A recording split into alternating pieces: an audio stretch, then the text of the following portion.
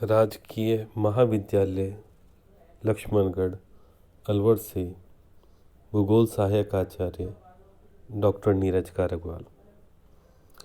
हम BA part first में second paper शुरू कर चुके हैं और इसके अंतर्गत राजस्थान का भूगोल पढ़ रहे हैं। आज हम राजस्थान की फसलों के बारे में अध्ययन करेंगे और इसमें है राजस्थान की कृषि फसलें, चावल, राइस।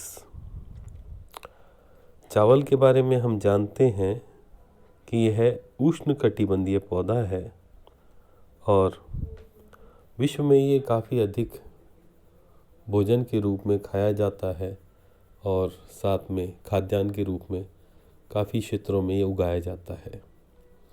सबसे अधिक जनसंख्या विश्व में उष्णकटिबंधीय क्षेत्र में और मानसूनी प्रदेश में पाई जाती है और जितने भी समुद्र तट हैं वहाँ पर अनुकूल परिस्थितियाँ होने पर काफ़ी चावल उगाया जाता है और चावल खाया भी वहाँ पर बहुतायत से जाता है। राजस्थान के अंदर इसके लिए बहुत अधिक अनुकूल दशाएं तो नहीं हैं, फिर भी यह जिन क्षेत्रों में पर्याप्त वर्षा होती है अथवा सिंचाई की सुविधाएं बहुत अच्छी मिलती हैं वहाँ पर चावल की खेती की जा रही है। अब इसके लिए कौन कौन सी दशाएं हैं जो कि चावल के लिए उपयुक्त होती हैं, तो सबसे पहले है भूमि। चावल के लिए समतल भूमि बहुत उपयुक्त रहती है। हम जानते हैं कि चावल दो तरीके से बोया जाता है, एक छिड़क कर और दूसरा एक एक पौधे को रोप कर।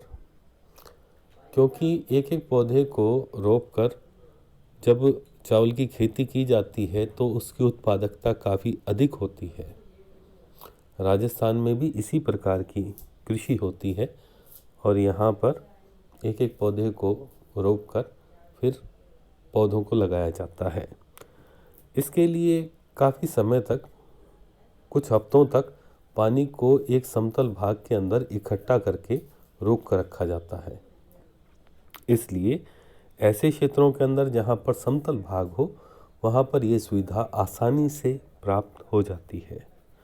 इसलिए जिन क्षेत्रों के अंदर वर्षा 60 सेंटीमीटर से लगभग 120-125 सेंटीमीटर तक होती है वहाँ पर ये कृषि हो पाती है और इसके लिए जो तापमान है वो भी लगभग 21 डिग्री से लेकर 28 डिग्री सेंटीग्रेड तक उपयुक्त रहता है। पौधे उगने के बाद लगभग 75 दिन तक वह पानी में डूबा रहना चाहिए। अब कहीं पर अगर वर्षा कम होती है तो उन क्षेत्रों में सिंचाई के द्वारा चावल को उगाया जाता है। राजस्थान के नहरी अथवा अधिक वर्षा वाले भाग में इसकी बुआई होती है। इसके लिए मिट्टी कैसी हो? मृदा। चावल के लिए चीका मिट्टी, चीका युक्त मृदा बहुत उपयुक्त होती है, कारण कि यह मिट्टी अधिक समय तक आर्द्रता धारण करके रख सकती है, यानी इसमें मॉइस्चर कंटेंट को अपने अंदर समाहित रखने की काफ़ी क्षमता होती है। चावल मिट्टी की लवणीयता तथा क्षारीयता मध्यम रूप में सहन करने की क्षमता भी रखता है। श्रम। इसके लिए काफ़ी लेबर की आवश्यकता होती है, क्योंकि एक तो पौधों को लगाना, उसके बाद में उनकी देखभाल करना और फिर जिस समय पौधों की कटाई होती है और उसमें से धान को निकाल कर दानों को अलग किया जाता है, ये सभी काफ़ी श्रम साध्य कार्य हैं। अतः सस्ते श्रमिकों की काफ़ी आवश्यकता इस खेती में होती है। अब इसके बाद में है चावल का उत्पादन।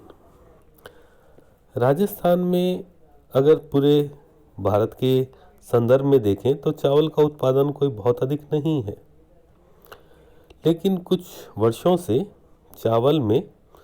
चावल के उत्पादन में वृद्धि हो रही है। राजस्थान में चावल उत्पादन होता है बांसवाड़ा, डूंगरपुर, बूंदी, कोटा, गंगानगर, उदयपुर। इसके अतिरिक्त कुछ चावल पूर्वी जिलों में भी उगाया जाता है।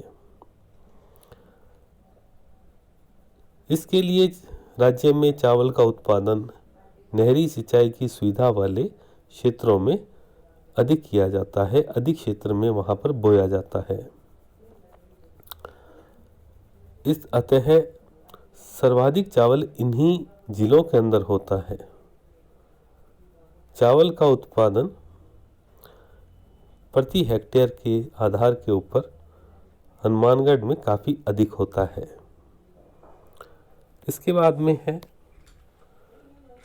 चावल की जो राजस्थान में उगाई जाने वाली प्रमुख किस्में हैं वो कौन सी हैं।